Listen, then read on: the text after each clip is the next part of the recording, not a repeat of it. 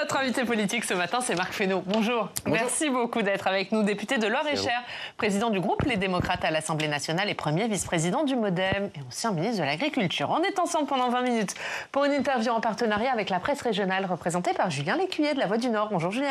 Bonjour Oriane, bonjour Marc Fesneau. Bonjour. On va évidemment parler du discours de Michel Barnier, mais d'abord un mot sur l'actualité internationale, Marc Fesneau, et l'escalade qui se poursuit entre Israël et le Hezbollah, le Hamas et l'Iran. Jean-Noël Barrot, le nouveau ministre MoDem des Affaires étrangères, s'est rendu au Liban. Il a exhorté à stopper l'escalade. Il n'en a rien été. Est-ce que la voix de la France est devenue inaudible ?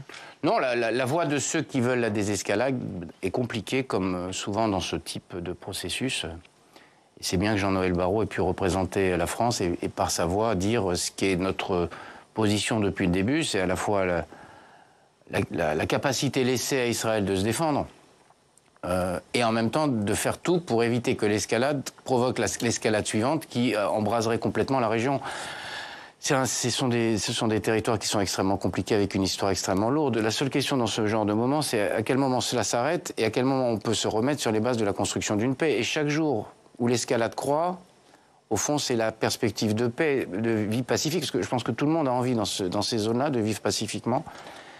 Et chaque jour, chaque acte, chaque drame humain, parce que derrière il y a des milliers et des centaines de drames humains, provoque l'incapacité à terme à je sais pas, le terme réconcilier est déjà trop fort, mais en tout cas la capacité à vivre ensemble. Donc la voix de la France, la voix de l'Europe, peut-être trop inexistante d'ailleurs, la voix de l'Europe, me semble-t-il, en ce moment. C'est pas la première fois dans les relations internationales, alors que, à la fin, c'est souvent nous qui sommes les grands pourvoyeurs de fonds quand il s'agit de rebâtir et de reconstruire.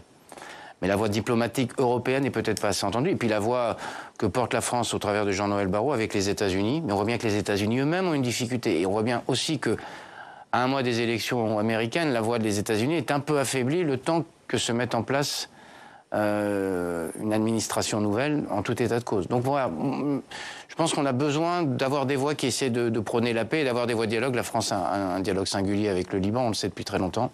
Ça ne veut pas dire pour autant que c'est simple de trouver la voie du dialogue. Julien, on parle de Michel Barnier ? Oui, avec la déclaration de politique générale que vous avez largement suivie. Après les mots du nouveau Premier ministre, qu'est-ce que vous regrettez ou vous ne regrettez pas que le MoDem participe au gouvernement ? Non, alors d'abord, il ne faut jamais vivre de regrets. Une fois qu'on prend des décisions, il faut les assumer. Donc on ne va pas passer son temps... Vous attendiez quand même ce discours. Non mais la question, oui. Vous me dites, est-ce que vous regrettez... Pas été dit avant. Non, tout n'avait pas été dit. J'avais dit d'ailleurs que tout n'avait pas été dit, que j'attendais que le discours de politique générale du Premier ministre puisse poser les termes de ce qu'était un contrat. Parce qu'au fond, quand on regarde les choses, pas de majorité à l'Assemblée nationale, ni relative ni absolue, encore moins. Une coalition qui n'en est pas tout à fait une. Multicohabitation. Ouais, c'est dit Laurent Fabius. Oui, mais ça ressemble à ça, parce que vous avez dans le gouvernement des gens qui disaient pas la même chose il y a seulement 3 semaines sur un certain nombre de sujets, et qui vont être appelés à dire un peu la même chose, ou en tout cas à soutenir la même politique, ou à dire que ce qui avait été fait depuis 7 ans, peut-être n'était pas aussi mal ce que j'ai dit dans le discours, en réponse au discours de politique générale. Donc c'est compliqué pour vous de cohabiter avec les Républicains ? Non, c'est compliqué pour tout le monde de se retrouver face à la réalité de l'inverse de ce qu'on disait 15 jours avant. C'est pas pour moi que c'est compliqué, vous voyez ce que je veux dire. Mais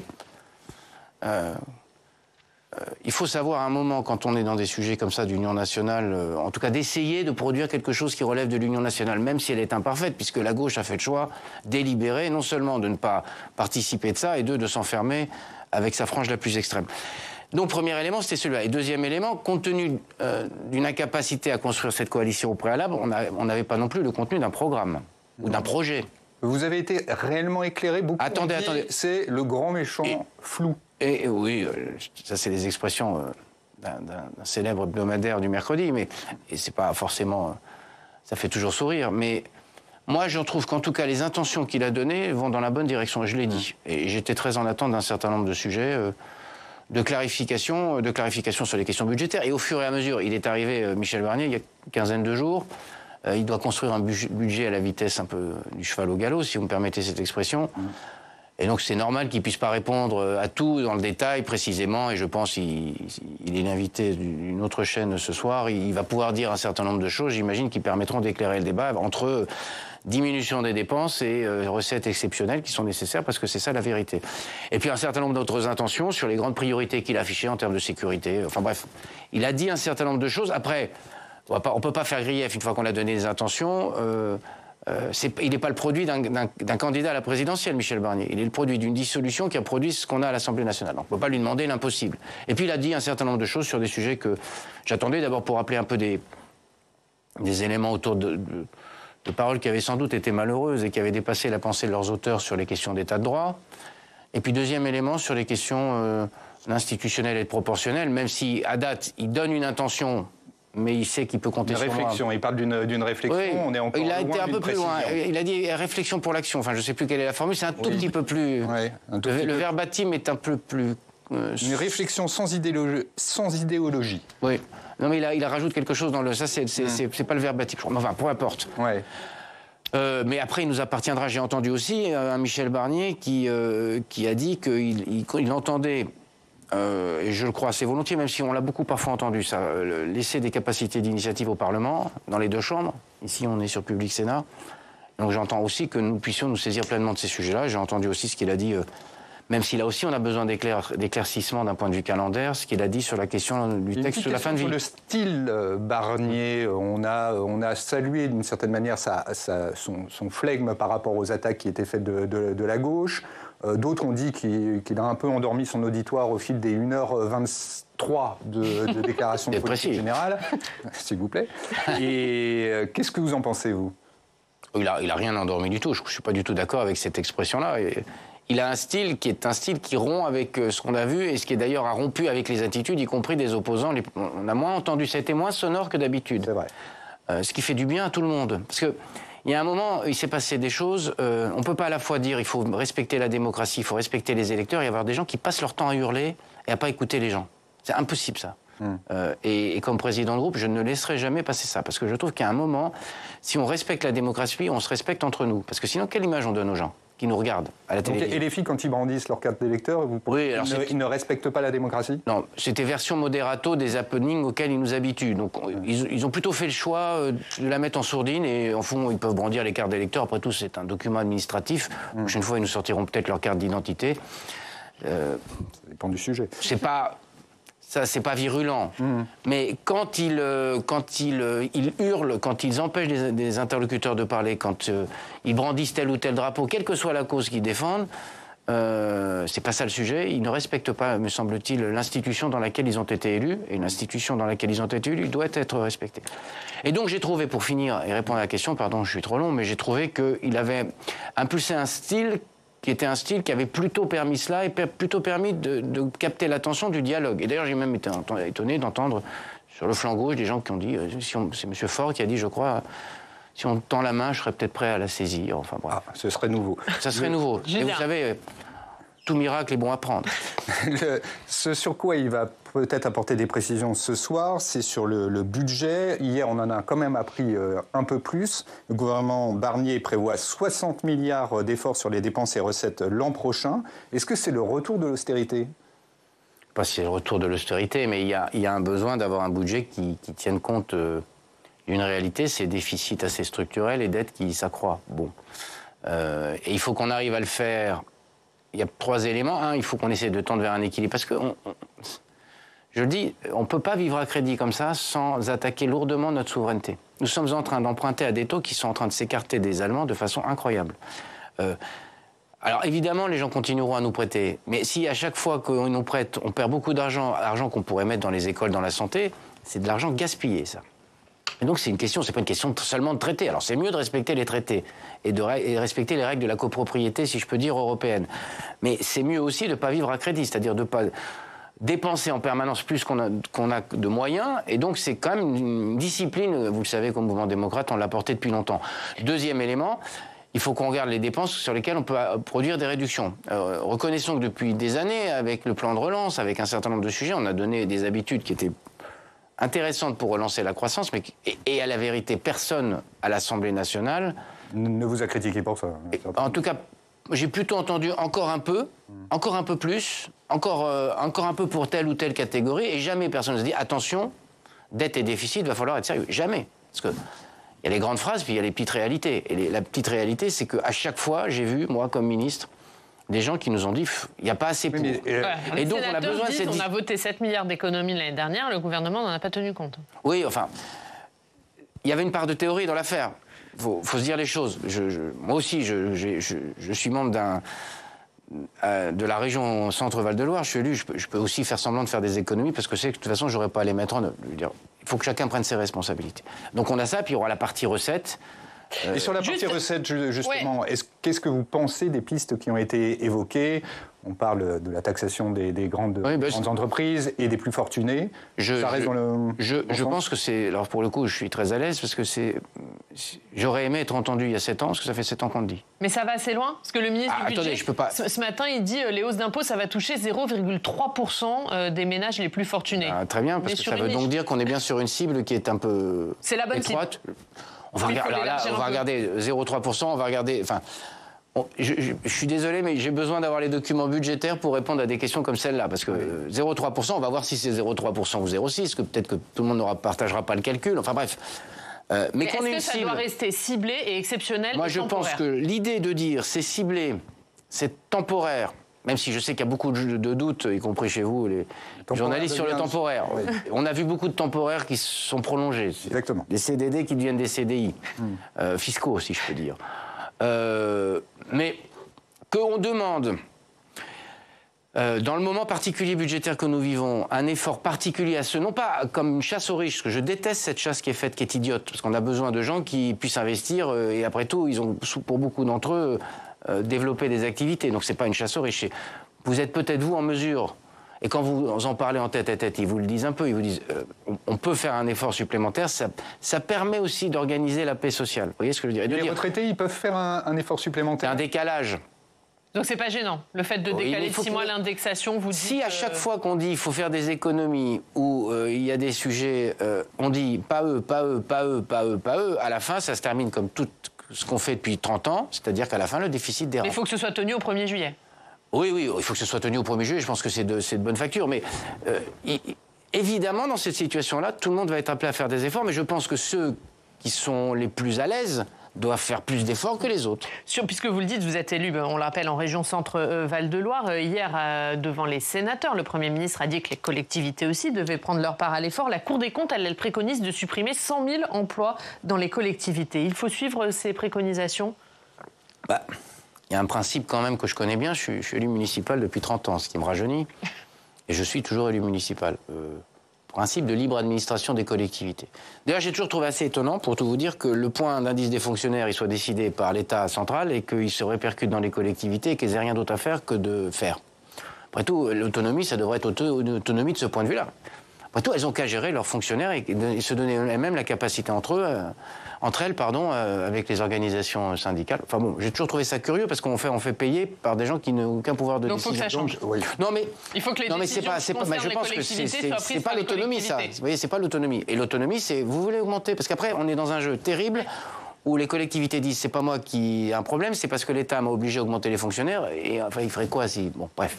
C'est la fameuse donc on a besoin de responsabilité. Deuxième élément, les collectivités, elles vivent du produit des recettes fiscales et elles vivent aussi des aides. Les DGF, c'est des moyens de l'État. La dotation globale de fonctionnement, vous avez raison d'éviter les acronymes. La dotation d'équipement des territoires ruraux, la DETR, c'est des aides de l'État. Donc on dit parfois, et je le dis comme un amoureux et un praticien, personne ne pourra me raconter d'histoire et de carabistouille sur l'histoire. Tout le monde dit, c'est incroyable, nous on vote notre budget en équilibre. Oui, on vote notre budget en équilibre dans les collectivités, parce que moi, dans mon village, à chaque fois qu'on a un projet, et je sais à peu près faire la chasse aux subventions, même si j'en suis plus le maire, on a 40, 60, 80%. Avec l'argent de qui? Avec l'argent de l'État qui lui s'endette. Donc, enfin, il faut qu'on soit tous responsables, parce que la DETR, c'est pas un dû. Et c'est une aide qu'apporte l'État très puissante, pour les collectivités, pour l'investissement, donc c'est plutôt bien. Mais il va falloir que chacun se mette autour de la table. Après, je pense qu'on a besoin d'avoir des attitudes. La grande force des lois de fer, je vais vous dire, c'est pas seulement c'est la confiance. En fait, la nouveauté des lois de fer, c'était il y a 45 ans. C'est pas ce qui caractérise les relations entre les laissez-moi finir, justement. Ouais. Je trouve que la force des lois de fer, ça avait été ça à l'époque. Et on a besoin de retrouver une confiance réciproque et une responsabilité réciproque. C'est-à-dire que là, on est dans un mécanisme d'infantilisation réciproque. Dans les pays très décentralisés, Espagne, Allemagne, quand il y a eu le Covid, ils n'ont pas été compensés. Hein. Ils n'ont pas été compensés. Nous, on a compensé les collectivités locales. Alors ça a creusé le déficit, des pertes de recettes. En Espagne, ils se sont débrouillés, hein, dans la plupart des cas. Bon, donc est-ce qu'on ne peut pas trouver un chemin qui soit la confiance retrouvée, esprit de fer? Vous avez raison, elle ne l'est plus. Et la responsabilité réciproque. Ouais. Voilà. On va parler des différents textes. Un mot d'abord sur le texte sur la fin de vie, puisque Michel Barnier a dit qu'il fallait reprendre le dialogue, notamment avec les soignants. Est-ce que, comme Yael Braun-Pivet, vous êtes déçu et vous dites non, il faut reprendre l'examen du texte là où il en est? Je suis ni déçu ni rien, je suis serein. Je veux dire, le dialogue... Et moi, je pense qu'il faut avancer sur ces sujets-là avec prudence. Je suis de ceux qui pensent que c'est des sujets très complexes, qui renvoient chacun à des histoires personnelles et que donc l'euphorie de on va tout changer, c'est un peu plus compliqué que ça. Et quand vous écoutez Claes et Leonetti, ils vous disent que c'est un tout petit peu plus complexe et qu'on a besoin quand même de travailler sur l'accompagnement à la fin de vie et que c'est aussi ça qui manque. Le travail a déjà été fait. Alors allez, justement, je finis. Et donc je considère, moi, que le travail a été fait de dialogue. Alors après, le dialogue, on peut le faire... Après, à la fin, il faut passer à l'acte. Et donc j'ai dit au Premier ministre que la question n'était plus... Je l'ai dit à la tribune, donc je suis très clair et je le redis devant vous. La question n'est plus le dialogue. La question, c'est de continuer, de reprendre le texte, puisqu'il a été interrompu en cours de route. Et donc on prendra les initiatives avec la présidente Braun-Pivet. Chez nous, c'est Olivier Falorni qui suit. Ça veut dire quoi prendre les initiatives ? La PPL va être redéposée. Mais voilà, enfin je veux dire, je crois que nous avons quelques latitudes parlementaires et quelques temps parlementaires. Et que donc... et que j'entends les pondérations qu'on a entendues, y compris au Sénat, qu'on a entendues à l'Assemblée nationale. Parce que moi, je ne sais pas penser que j'ai raison sur ces sujets-là. Je pense qu'il faut y aller en réfléchissant. Et respecter aussi les soignants et respecter les accompagnants en fin de vie, parce que c'est des gens qui font un travail absolument formidable. Mais le texte était engagé.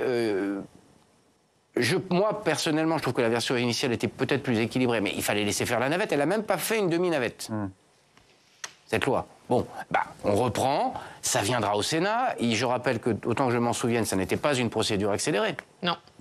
Donc, et autant que mes souvenirs de ministre des Relations avec le Parlement soient frais, on avait dit qu'on prenait le temps. Donc le dialogue, il se fait dans ce temps-là. Et donc je pense, et on prendra sans doute des initiatives, j'en ai parlé avec la présidente de l'Assemblée nationale, pacifiquement, comme je le dis là, on reprendra en main parce que l'heure n'est plus à redialoguer. Le dialogue maintenant, il doit être parlementaire. C'est les parlementaires qui vont reprendre le texte. C'est un dialogue parlementaire et ça rejoint ce que vous dites. Je pense qu'il y a eu le comité d'éthique. Enfin, on a écouté beaucoup de gens. Il y a des désaccords. Ce que vous dites, c'est que c'est les parlementaires qui vont reprendre le texte. Il me semble que c'est aux parlementaires de s'en saisir, compte tenu de ce que je comprends de Michel Barnier. Je peux l'entendre. Mais lui aussi, il peut entendre que nous ayons envie de reprendre ce texte. Donc existe le projet de loi. Ouais, c'est proposition de loi au projet de loi. Voilà, vous allez le transformer en proposition de loi.